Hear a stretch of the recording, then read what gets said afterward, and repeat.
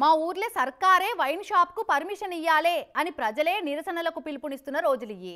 అందుబాటులో మాకు మందు ఉంచితే మా కష్టార్జితం అంతా ఆ దుకాణాలల్ల దారబోసి సర్కారు సంక్షేమానికి మా వంతుగా పాటుపడతామని మందుబాబులే ముంగటపడి చెప్తున్నారు.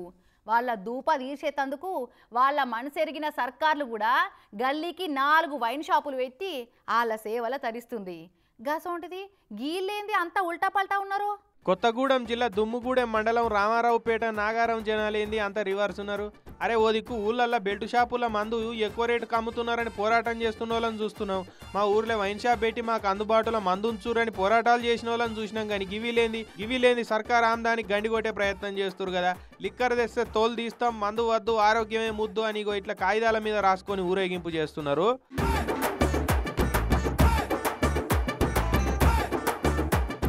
అసలైతే ఈ మారుమూల గిరిజన గ్రామంలో శుభకార్యాలైనా సావైనా పెండ్లైనా వచ్చిన చుట్టాలకు మంచిగా ఇప్పపు సారాగాసి పోసే ఆచారం ఉన్నది.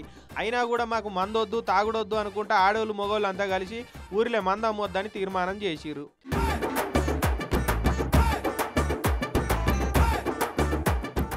అమ్మో ఇట్లా ప్రతి ఊరోళ్ళు మందమ్మొద్దని తీర్మానాలు చేసుకుంటా పోతే సర్కార్కు ఎన్నుబొక్క లెక్క నిలిచి కోట్ల రూపాయల ఆమ్దాని తెస్తున్న ఆబ్కారీ శాఖ ఏమైపోవాలి?